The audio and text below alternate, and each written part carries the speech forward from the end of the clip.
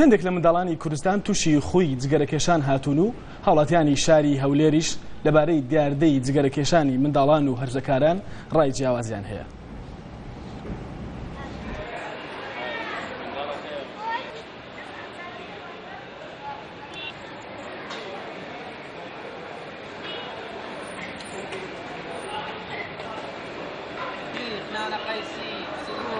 والله من وردێکی قسەی دەکەم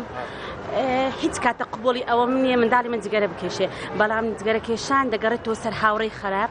ئەو منداڵ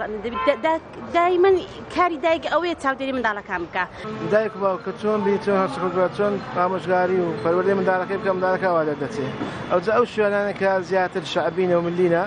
منداڵەکانیان زیاتر بەوە هاندەدەنکەوا بچ کاسبی بکەن یەکەم کەسەبێ باوکەکە خۆی جگەرەکێش نەبێت یان ئەگەر باوکەکە خۆی جگەرەکێش بوو دیارەکی دە و ناڵەش لە ماڵەوە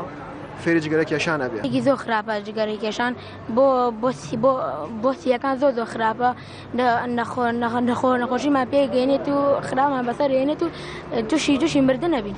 معنی جوارە تشتێکی نەڕەندە معنی قشکۆژی معنی مەزنۆژی ئیکۆل و پیرکی جوارە بەخێت تشتێکی نەڕەندە وەختی مەزن جوارە دەخین پیشی قشکە شی طبیعی قچێکشی بەعالم نوێ جوارێ. ئێستا منداری کچکە دەبینم جغارەی دەشێشی یعنی 12 سال 13 سال بەچای خۆم دەبینم جغارەی دەشێشی